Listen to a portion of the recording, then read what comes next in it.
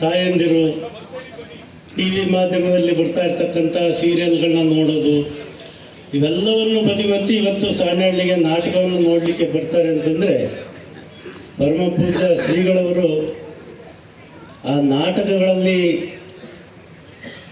ತೋರಿಸ್ತಕ್ಕಂಥ ಮಾರ್ಗದರ್ಶನ ಮತ್ತು ಜೀವನದ ಬದುಕನ್ನು ಯಶಸ್ವಿಯಾಗಿ ತೋರಿಸ್ತಕ್ಕಂಥ ನಾಟಕದ ಮುಖಾಂತರ ಮಾಡ್ತಾ ಇರ್ತಕ್ಕಂಥದ್ದನ್ನು ತಾವೆಲ್ಲರೂ ಕೂಡ ವೀಕ್ಷಣೆ ಮಾಡಲಿಕ್ಕೆ ಬಂದಿರ್ತಕ್ಕಂಥದ್ದು ಬಂದಾಗ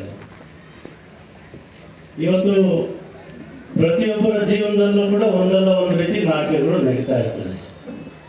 ಅದರಲ್ಲೂ ರಾಜಕಾರಣದಲ್ಲಿ ಭಾಳ ನಾಟಕಗಳನ್ನು ನಾವು ಪ್ರತಿನಿತ್ಯವೂ ನೋಡ್ತಾ ಇರ್ತೇವೆ.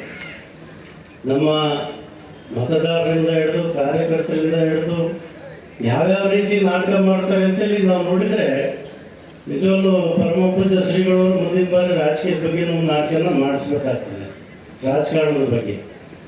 ಆ ರೀತಿ ಪ್ರತಿನಿತ್ಯನೂ ಕೂಡ ಇರ್ತಕ್ಕಂಥ ಎಲ್ಲ ರಾಜಕಾರಣಿಗಳು ಇದು ನೋಡಿರ್ತಾರೆ, ಯಾವ್ಯಾವ ರೀತಿ ರಾಜಕೀಯದ ನಾಟಕ ಯಾವ್ಯಾವ ರೀತಿ